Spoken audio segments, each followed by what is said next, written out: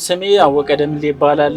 የአሚጎስ አባል ነኝ። በስራዬ የፊኒሺንግ ባለሙያ ነኝ። መኪና ያስፈልገኝ ነበረ። መኪና እንዴት ነው የምገዛው ብዬ እያሰብኩ እያለ የአሚጎስን ማስታወቂያ በቴሌቪዥን አየሁ።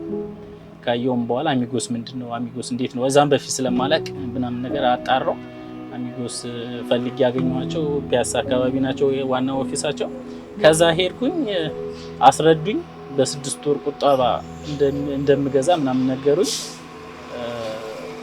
በወር ቆጥቤ ለ4 ወር ቆጥቤ ለ600 ሺህ ብር ነበር ያሉኝ። እነሱ ቀንሰው 400 ሺህ ብር ቆጥብና የ2 ሚሊዮን ብድር እንሰጣለን ምናምን ነገር አሉኝ። ከዛ እሱን አድርጌ ይኸው መኪና ገዛው እላቸዋለሁ። አንድ ጊዜ ብር አውጥቶ ለመግዛት ይከብዳል፣ ግን መቆጠብ አሁን እነሱ ጋር እኔ ስቆጥብ በቃ በወር ነው የምቆጥበው። በቃ ወሯን ጠብቄ ነበር የማስገባው። አሁን ያንን ባላረግ ኑሮ ይሄን መኪና ልገዛ አልችልም ነበረ። አንደኛ ትበረታላችሁ፣ ስቆጥቡ ትንሽም ብትሆን 10፣ 15 ሺህ፣ 20 ሺህ ብር፣ 50 ሺህ ብር እንዳያቅማችሁ መቆጠብ ትችላላችሁ። ያን ቆጥባችሁ እንትን ትላላችሁ። አሁን በዚህ መኪና እየሰራችሁ እዳችሁ መክፈል ትችላላችሁ ማለት ነው።